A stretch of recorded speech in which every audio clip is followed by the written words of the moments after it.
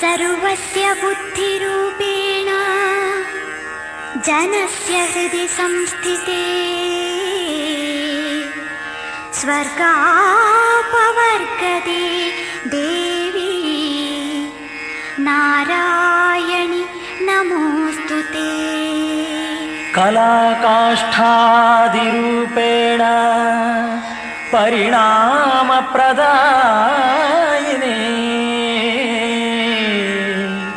विश्वस्योपरतो शक्ते नारायणि नमोस्तुते।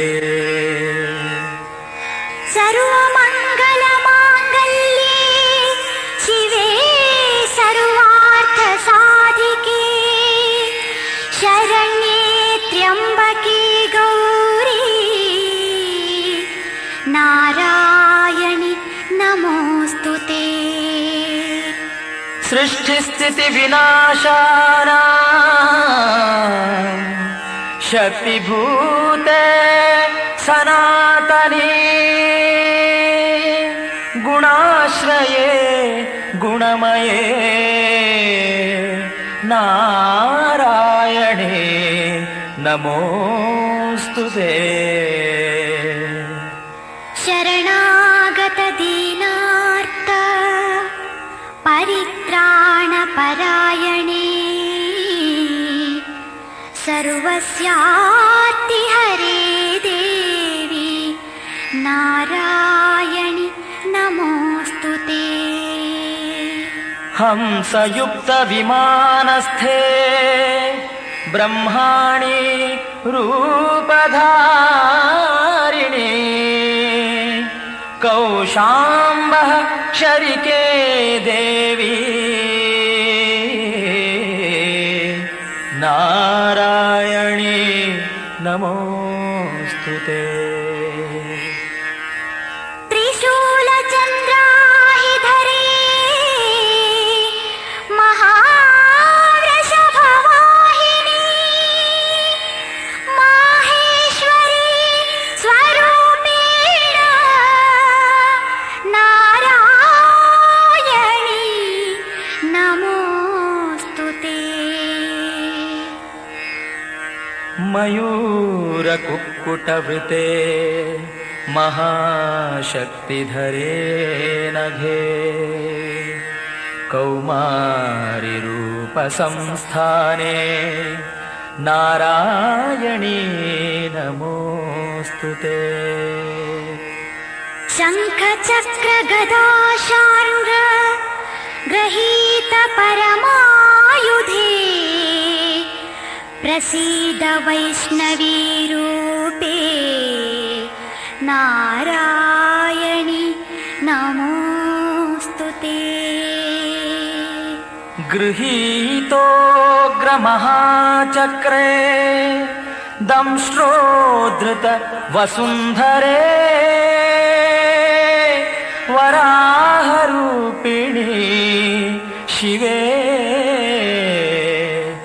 नारायणी नमोस्तुते। नृसिंहरूपेणोग्रेण हन्तुं दैत्यान् कृतोद्यमे त्रैलोक्यत्राणसहिते नारायणि नमोस्तुते। नारायणि नमोस्तुते। नारायणी नमोस्तुते। किरीटिनी महावज्रे सहस्रनयनोज्ज्वले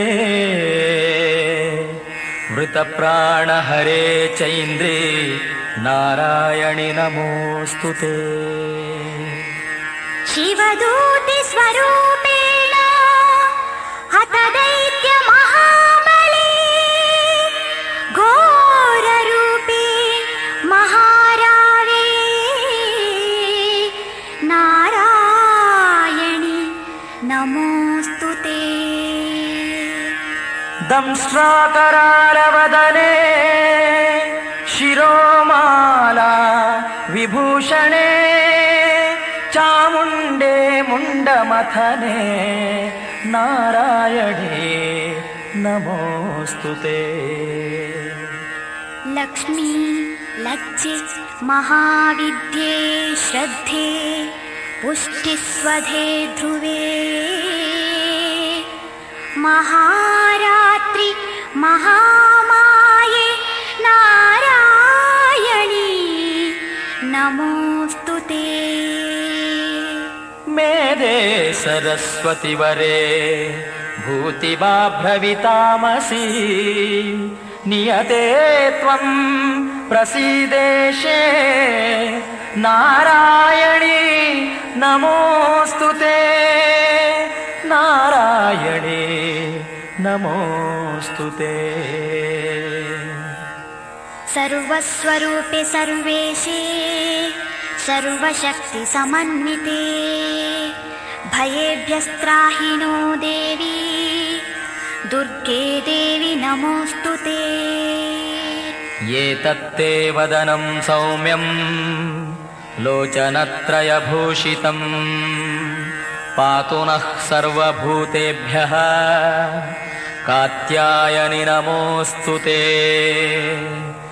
ज्वालाकरालमत्युग्रमशेषासुरसूदनं त्रिशूलं पातु नो भीते भद्रकाली नमोऽस्तु ते। भद्रकाली नमोऽस्तु ते। भद्रकाली नमोऽस्तु ते।